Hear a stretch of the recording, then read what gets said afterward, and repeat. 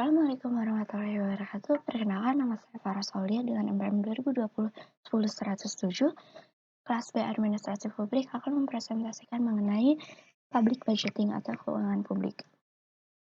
Berdasarkan Undang-Undang Nomor 17 Tahun 2003 Pasal 1 Ayat 1, keuangan negara atau keuangan publik didefinisikan sebagai semua hak dan kewajiban negara yang dapat dinilai dengan uang, serta segala sesuatu baik berupa uang maupun berupa barang yang dapat dijadikan milik negara berhubung dengan pelaksanaan hak dan kewajiban tersebut. Keuangan publik merupakan bagian dari ilmu ekonomi yang mempelajari aktivitas finansial pemerintah. Keuangan publik menjelaskan belanja publik dan teknik-teknik yang digunakan oleh pemerintah untuk membiayai belanja tersebut. Keuangan publik juga menganalisis pengeluaran publik untuk membantu memahami mengapa suatu jasa harus disediakan oleh negara dan mengapa pemerintah menggantungkannya pada jenis-jenis pajak tertentu.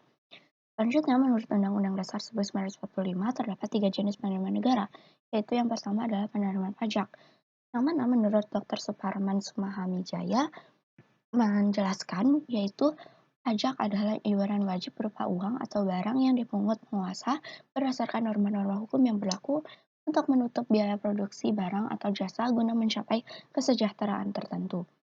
Lalu yang kedua adalah penerimaan negara bukan pajak atau PNBP.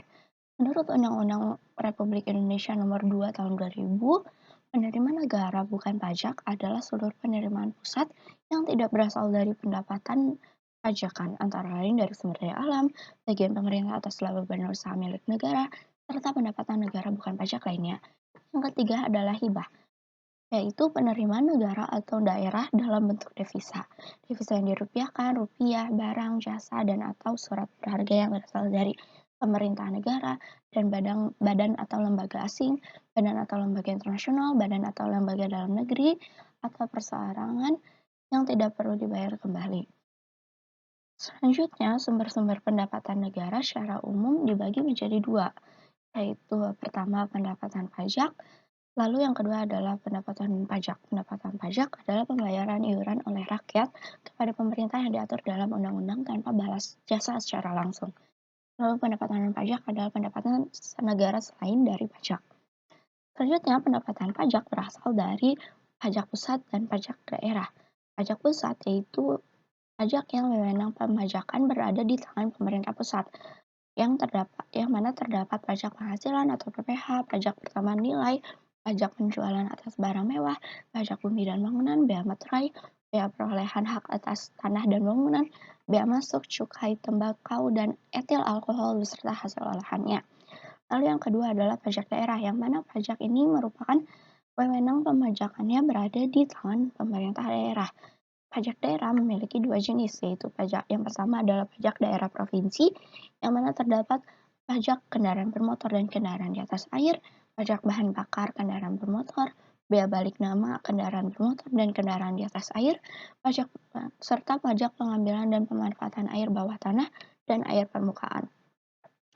Lalu jenis pajak daerah yang kedua adalah pajak daerah kabupaten atau kota, yang mana terdapat pajak hotel dan restoran, pajak hiburan, pajak reklame, pajak penerangan jalan, pajak pengambilan dan pengolahan bahan galian golongan C20, lalu pajak parkir. Selanjutnya, pendapatan non-pajak berasal dari yang pertama, penerimaan yang bersumber dari pengelolaan dana pemerintah, antara lain penerimaan jasa giro, sisa anggaran, pembangunan, sisa anggaran rutin. Yang kedua, penerimaan dari pemanfaatan sumber daya alam, yaitu segala kekayaan alam yang terdapat di atas permukaan dan di dalam bumi yang dikuasai negara, antara lain royalti di bidang pertambangan. Lalu yang ketiga adalah penerimaan dari hasil-hasil pengelolaan kekayaan negara yang dipisahkan, yaitu antara lain dividen atau bagian laba pemerintah dari BUMN dan dana pembangunan semesta dan hasil penjualan saham pemerintah dalam BUMN.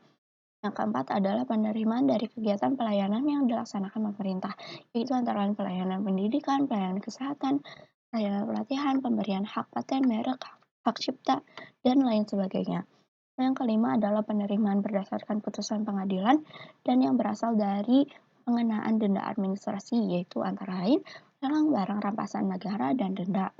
Yang keenam adalah penerimaan yang berupa hibah yang merupakan hak pemerintah, yaitu adalah penerimaan negara berupa bantuan hibah dan atau sumbangan dari dalam dan luar negeri baik swasta maupun pemerintah yang menjadi hak pemerintah, kecuali hibah dalam bentuk natura yang secara langsung untuk mengatasi keadaan darurat seperti bencana alam atau wabah penyakit yang tidak dicatat dalam APBN. Lalu yang ketujuh adalah penerimaan lainnya yang diatur dalam undang-undang tersendiri. Selanjutnya, dari dulu sudah sering terjadi banyak kasus mengenai pengelolaan keuangan negara, yang bahkan hingga membuat negara Indonesia mengalami kerugian yang cukup besar. Salah satunya yang belakangan ini terjadi yaitu kasus gagal bayar PT Garuda Indonesia, hingga kemungkinan terjadi kebangkrutan. Sehingga, seperti yang dipaparkan oleh Wakil Menteri BUMN II, Kartika Wirjoatmojo, bahwasannya PT Garuda Indonesia secara teknis sudah mengalami bangkrut, tetapi tidak secara legal. Sampai saat ini utang PT Garuda Indonesia mencapai 7 miliar US dollar atau setara dengan 100,5 triliun rupiah, yang mana sebelumnya adalah 70 triliun rupiah. Kerugian yang dialami Garuda mengalahkan jumlah kerugian yang dihasilkan oleh kasus Jiwasraya, di mana kasus Jiwasraya ini merupakan kasus yang kerugiannya juga mencapai angka yang sangat besar. Kegagalan bayar yang dialami oleh PT Garuda Indonesia tentu saja menimbulkan banyak permasalahan, terutama PT Garuda Indonesia ini merupakan salah satu badan usaha milik negara atau BUMN. Seperti yang telah dijelaskan sebelumnya bahwa laba pemerintah dari BUMN merupakan merupakan salah satu sumber penerimaan negara yang berasal dari pendapatan non-pajak. Maka dari itu, jika terdapat kebangkrutan dari salah satu BUMN, akan menyebabkan berkurangnya pendapatan negara. Pada umumnya, perusahaan-perusahaan yang memiliki keunggulan dapat bertahan di dalam persaingan yang semakin ketat antara perusahaan yang satu dan perusahaan yang lainnya. Keunggulan yang dimiliki perusahaan agar dapat memenangkan persaingan adalah perusahaan harus memiliki kinerja keuangan yang baik. Karena kinerja keuangan yang baik dan tetap menjaga serta dapat meningkatkan kinerja keuangan setiap tahunnya merupakan salah satu faktor penting yang menjadi tolak ukur para investor ataupun calon investor dalam memutuskan berinvestasi di perusahaan tersebut. Dan menjalankan suatu usaha terdapat persaingan dengan perusahaan lain. Perusahaan yang tidak mampu bersaing dapat mengalami kebangkrutan. Kebangkrutan suatu perusahaan dipengaruhi oleh faktor eksternal dan faktor internal. Faktor yang mempengaruhi dari luar seperti adanya bencana alam dan kondisi perekonomian.